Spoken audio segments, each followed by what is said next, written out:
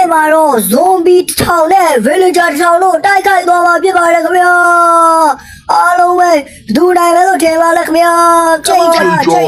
အားလုံးပဲမကောင်းဗျာကျွန်တော်လူဝစ်ဖြစ်ပါတယ်ခင်ဗျာကဲကျွန်တော်တို့ဒီနေ့မှာတော့ zombie ထောင်ရဲ့ villager ထောင်ရဲ့ကြိတ်ရဲ့ video ကျွန်တော်ကြည့်ပါဖြစ်ပါတယ်ခင်ဗျာငဲဝိတို့တို့ဘယ်ဥစ္စာကိုနိုင်မယ်လို့ထင်တယ်ခင်ဗျာကျွန်တော်ကတော့ zombie နိုင်မယ်လို့ထင်တယ်ဗျဘာလို့လဲဆိုတော့ zombie ရဲ့ဟိုလုံးဝကိုကျန်းဆန်တယ်လေ villager ရဲ့တစ်ခါလေးကျရင်ရွာထဲမှာလာရင် zombie ကိုက်ခင်ရဖြစ်တယ်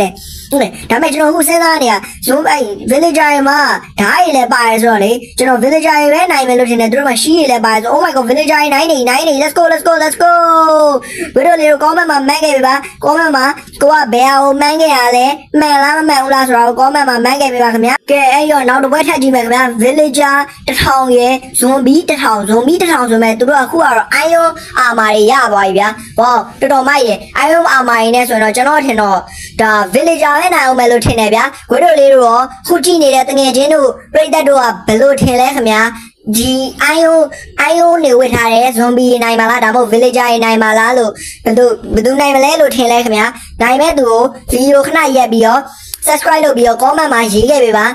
zombie လား villager လားကျွန်တော်ကတော့ villager တွေကိုအားပေးပါတယ်အဲ့တော့ comment မှာမြန်သွားရင်တော့ come on 1 2 3ကဲချိန်တဲ့ villager oh my god villager နိုင်ပြီနိုင်တော့ဟာvillager လည်းနည်းနည်းအရေးအတွက်လေးဟွာဖြစ်တယ် oh my god ကြံပါသေးတယ်ဟာဟိုဘက်မှာအများကြီးပဲ let's go villager နိုင်တော့မယ်ကျွန်တော်ယူထားတဲ့ဘက်က villager က villager နိုင်တော့ကွာ come on အကောင်လေးမာတော့နည်းနည်းမာလာရင်တော့မိုက်တယ် wow villager နိုင်တော့ yeah let's go oh my god ဒီတပွဲမှာကျတော့ diamond zombie နဲ့ villager villager ကိုကျတော့ diamond အမှာမွေ့ပြီနော်ကျင်းရုပ်လိုက်တော့ကွာဝူတဲ့အာမိုင်းနဲ့အဲ့ဆိုဘယ်လိုလုပ်နိုင်တော့မှာတော့ဂွေးတို့လေးတို့အခုကျွန်တော်ကြည့်နေတဲ့ video ကြည့်နေတဲ့တကယ်ရှင်းတော့ဘယ်ဟာနိုင်မလို့ထင်လဲကျွန်တော်ကတော့ဒီတစ်ခေါက်မှာတော့ကျွန်တော် villager ကိုမပေးတော့ခင်ဗျာဒီ diamond armor နဲ့ဓာတ်တွေလည်းပါတဲ့ဒီ zombie နိုင်မယ်လို့ကျွန်တော်ထင်တယ်ခင်ဗျာဒီတစ်ခေါက်ကိုတော့နော် bro ဘယ်လိုထင်လဲဗျ comment မှာတစ်ချက်မြန်သွားရေးပေးပါဒီပြိုင်ပွဲမဆုံးခင်မှာဘယ်သူနိုင်မလဲဆိုတာမသိခင်မှာမြန် comment မှာသွားရေးပေးပါ subscribe လုပ်ရသေးဘူးဆိုရင် subscribe ရင်လုပ်ပါ subscribe လုပ်ပြီးမှ comment မှန်ပေးပါဗျာအဲ့လိုမှကျွန်တော်ကြည့်ပါမယ်oh my god come on villager တွေလှုပ်ထားကျွန်တော် villager ဘက်ကတော့အားပေးနေတယ်ဗျာဒါပေမဲ့မနိုင်လောက်ဘူးလို့ကျွန်တော်ထင်တယ်လုံးဝကို zombie ရတော်တော်ကျန်းတယ် diamond armor ဆိုတာပိုဆိုးပါလေcome on လုံစမ်းပါကွာကြံကြိတ်စမ်းရော့ကွာအမရော့ကွာအမရော့အမကြိတ်အမ okay ကျွန်တော်အခုကြည့်ရတဲ့လောက်ကတော့ zombie တွေက diamond armor ဝတ်ထား zombie ကအကောင်900လောက်ကျန်သေးရဲ့ villager တွေကအကောင်400ကျော်လောက်ပဲကျန်တော့မယ်ထင်တယ်နော်ဝါအပြောင်လေးကလည်းများနေပုံစံပေါက်နေရဲ့ဒါမှလည်းရှုံးမပေးသေးပါဘူးဟိုကောင်တွေမင်းတို့ကောင်တွေတောင်းမှာဘာလို့နေရတော့ကကြိတ်ရထဲဝင်ကြိတ်လေဘာလို့နေမှမသိဘူးမှာကြည့်တော့ဟိုကောင်ဆိုလမ်းရှောင်နေဒီမှာနဲ့မှကြည့်တော့အမဟိုအောက်မှာဆိုရင်ကြည့်လိုက်ကြိတ်စမ်းမှာအမဟိုကောင်တို့ချောင်းပိတ် yes နိုင်တော့ villager နိုင်ပြီကွာ yes ကျွန်တော်တို့ diamond armor နဲ့ zombie တွေအားပေးထားပြီမဲ့လဲဟိုဖြစ်ထားပြီမဲ့လဲ villager နိုင်တော့ကျွန်တော်ပြောပါရင်ဗျာ villager နိုင်တော့ပြီ yeah let's go ဝိတို့လေးမှန်ကြလားခင်ဗျာမှန်တယ်ဆိုရင် comment မှာ yes လို့မှန်းခဲ့ပြီပါ oh my god ဒီတပွဲကတော့ကြောက်စရာကောင်းတယ်ဗျာလုံးဝကို nether armor တွေနဲ့လုံးဝကို zombie ဗျာဒါဆိုရင်တော့ကျွန်တော်ဝိတို့လေးတို့ဘက်ကဒီ villager ဝိတို့လေးတို့ဘက်တည်းကနေကျွန်တော်လုံးဝကိုပါလို့မရတော့တော့ဗျာဒီတပွဲကတော့ကျွန်တော်သိကြတယ် zombie နိုင်တော့မှာဗျညာကြီးတော့တော်တော်ကြောက်စရာကောင်းတယ်ဗျကြည့်လိုက်ဗျဟို villager ကို iron armor လောက်လေးကိုပေးနေတယ်လို့မထင်ဘူးလား iron armor ပေးရဆိုရင်တော့အနည်းဆုံးတော့ကျွန်တော်တို့နိုင်မယ်ဗျာဒီလား iron ပေါ့ကျွန်တော် diamond တော့မတောင်းတော့ iron armor ပေါ့ဟိုကရ nether armor ကြီးနဲ့လုံးဝကို nether armor ကြီးရဲ့လုံးဝမိုက်တယ်ဗျာအဲ့ဒါကြီးတော်တော်မိုက်လေးဝါရတော်မှအဲ့ဒါကြီးနဲ့ဆိုမရဘူးကဲဂွေးတို့လေးတို့တကယ်ချင်းတို့ဘယ်ဟာလို့ထင်လဲ comment မှာအခုနောက်တစ်ခေါက်ပြန်ပြီးတော့တွားရေးပေးပါဦးဘယ်သူနိုင်မယ်လို့ထင်လဲ villager လား zombie ရဲ့ upgrade နောက်ဆုံး level max ကြီးလား final boss တွေဗျာဒါကြီးကတော်တော်ကျန်းသွားပြီလေvillager ကြီးခမောကြိတ်ထားတယ်ကွာ villager ကြီးလုံစမ်းမှာကဲ zombie မနိုင်ပါစေနဲ့ကွာကျွန်တော် zombie နိုင်မယ်လို့ထင်တယ်ဒါပေမဲ့တကယ်လို့ဖြစ်နိုင်ခုနလိုမျိုးလေခုနပွဲလိုနိုင်သွားပြီလို့လောက်ပါကျွန်တော်အဲ့လိုဆိုရင်တော့ပြောရဲခမောကြိတ်ထားတယ်villager ကြီးလာလေးဟျောက်နေမင်းတို့ကောင်တွေဟိုဘက်ကနေရောချောင်းပိတ်နေဒီကောင်တို့ချောင်းပိတ်တိုက်ရမှာ ကောင်းတဲ့အခုကကြည့်တော့အများကြီးပဲvillager ရေတော့ကလည်းနဲလာပြီနော်ကြည့်တော့ကြာကုန်ပြီဒုံးကကိုအနီအောင်နေတပတ်နဲ့မတီကုန်ကြပြီ villager တွေ no ဒီဘွဲတော့ zombie နိုင်ပါထင်ပါရဲ့ကွာ zombie နိုင်ပြီကျွန်တော်လက်လျှော့လိုက်ပြီ zombie တကယ်နိုင်သွားပြီ oh my god oh villager နိုင်ပြီလားyo what the hell ခမ်းမကြီးอ่ะတော်တော်မိုက်တယ် oh my god villager နိုင်တော့ရေကဲ villager နိုင်တော့ပြီဆိုတော့ subscribe တော့လုပ်ခဲ့တယ်မလို့ထင်တယ်ဗျာကဲနောက်တစ်ပုတ်ကိုဆက်ကြည့်ရအောင် oh my god ဒီကောင်ကြီးကဘာကြီးတော့ဟာအာမအင်းကြီးနဲ့တောင်ပန်ကြီးရော oh my god ဒီမှာတော့ villager ပေါ့ villager 1000ရဲ့အကောင်ကြီး1000ရဲ့တဲ့အဲ့ဆိုဘယ်သူနိုင်မဲလို့ထင်လဲဗျတကယ်ချင်းတို့ဘယ်သူနိုင်မဲလို့ထင်လဲဗျကျွန်တော်ကတော့ villager တွေပဲအားပေးအောင်မယ်ဗျဘာလို့လဲဆို oh my god what the heck ဟာဒီကောင်ကြီးကျန်းလာပြီလားဒီကောင်ရဲ့ power ကြီးอ่ะ oh my god အဲ့လိုရိုးကြီးကိုအဲ့ရတော့ကျန်းသွားပြီလေမဟုတ်သေးပါဘူးညိုပေါ်ရလည်းပြန်နိုင်တယ်ဒီကောင်ကြီးอ่ะပေါ်ရလည်းပြန်နိုင်ဟာ villager တန်းမျိုးကိုပြုတ်ကုန်ပြီ oh my god ဟာ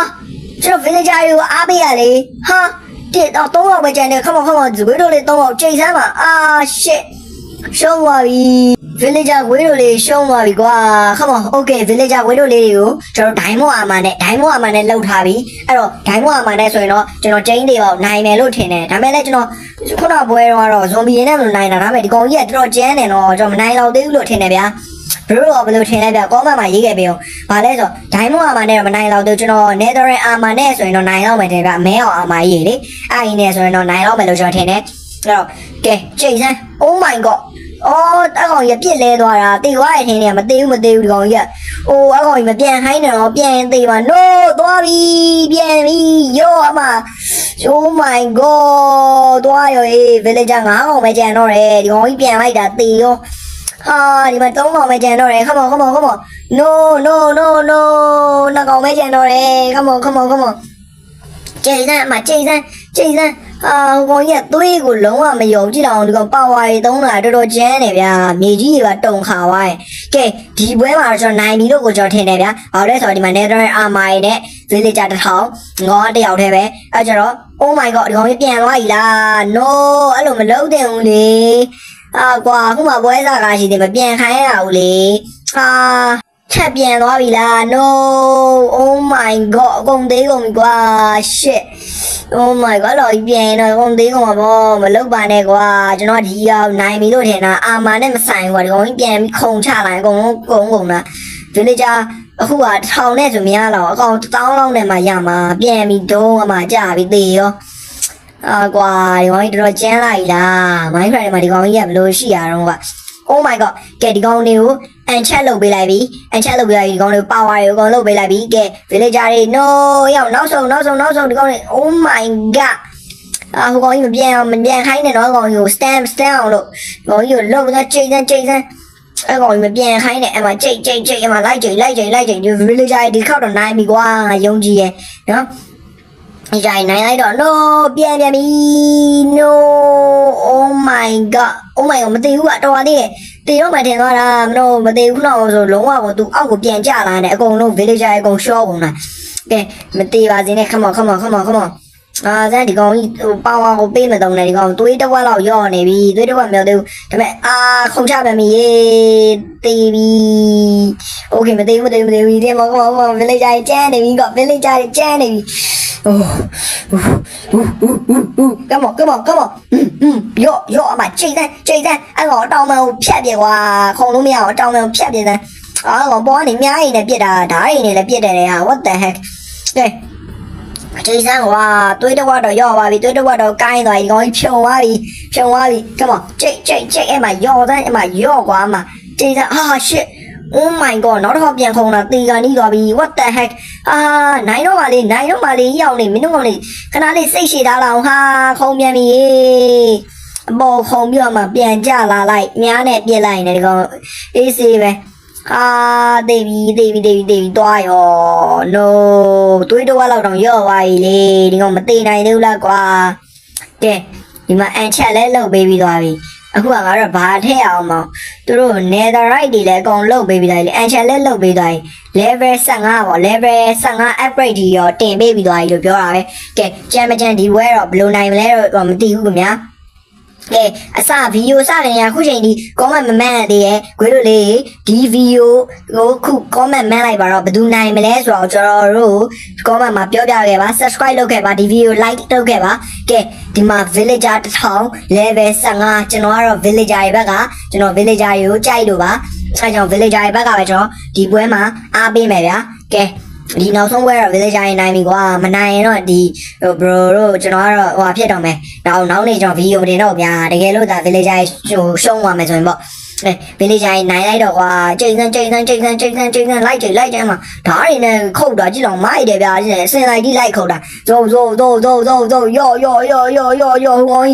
ကြည့်လိုက်ထားလို့မရဘူးကြည့်လိုက်တွေ့လားအဲ့တောင်မကြီးကိုဖြန့်စေချင်ဖြန့်ပြီးဆိုတော့ပေါ်တက်ပြီးသွားရောခုံပြီးဒုံးမလေရောအဲ့ဒါကြီးပဲအဲ့ဒါကြီး stand သွားကြည့်လိုက်မှ villager ကြီးချောကုန်မြတ်မှာဖြူအောင်နေနဲ့ no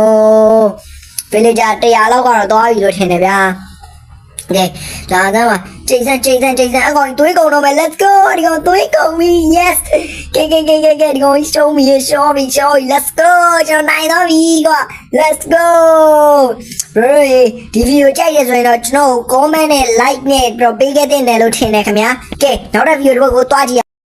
ကဲဒီဗီဒီယိုမှာဒီမှာရေကန်ကြီးရှိရဗျာရေကန်ကြီးတဲ့ကနေပြီးတော့ဒီမှာဝါဒန် spawn လိုက်တယ်ဝါဒန် spawn လိုက်ပြီးဆိုတော့ရေဝါဖြစ်လိုက်တာ oh my god villager ကလေးလေးကွာ let's go villager ခုနက villager fight တဲ့ကောင်တွေကလေးလေးတင်တာဝါဒန်ကြီးနဲ့ကြိတ်ခိုင်းမယ်တင်တယ်ကဲဝါဒန်နဲ့ပြိုင်ဘယ်သူနိုင်ဗျာကဲ villager ကလေးလေးတွေလုံးဝဝါဒန်ကြီးကိုနိုင်မလားဝါဒန်ကြီးကိုဒီမှာရေနဲ့တမ်းမယ်တင်တာတယောက်ခုံကြသွားတယ်ဝါဒန်ကြီးဘာနေခုံကြအောင်ဝါဒန်လည်းကြိတ်တယ်ကွာကလေးလေးလည်းအောက်ရောက်တော့သေရောဆိုတော့ဝါဒန်ကြီးကလည်းကြိတ်တယ်ဟိုတက်နေတာဝါဒန်ကြီးကိုတက်နေတာကြည့်အောင်ပါဟို damage ကြီးထိသေသွားပြီ let's go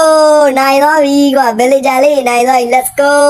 ဒီနေ့ကတော့ villager လေးရဲ့နိုင်တဲ့ပွဲပဲဖြစ်ပါခင်ဗျာကဲ let's go ဟိုတက်ရှင်ကြံရည်သူ၄ယောက်ကိုဝါဒန်နဲ့ကြိတ်ခိုင်းပါမယ်အဲ့တော့ဝါဒန်ပဲနိုင်သွားပါခင်ဗျာအဲ့တော့ကြတော့ကဲ oh my god ဝါဒန်မနိုင်ဘူးကွာ what the heck villager 32ယောက်ပဲလိုတယ်တဲ့ဗျာဝါဒန်ကြီးကိုနိုင်အားလုံးပဲဒီနေ့ဗီဒီယိုလေးကိုကြိုက်နေတယ်လို့ထင်ပါတယ်ကြိုက်နေတတ်တယ်ဆိုရင်ကျွန်တော် channel လေးကို like and subscribe လုပ်ခဲ့ပေးလူပါအိုက်တော်ရဲ့ပြုံးကောင်မင်းလောက်ချိုမြိန်ဘူးဝါကောင်လာရဲ့နေဟာလဲမင်းလောက်တော့ပါနိုင်အိုးစစ်ကထုတ်တဲ့တောက်ရည်တန့်လို့တရှင်ကြည်လင်းတဲ့မင်းလေး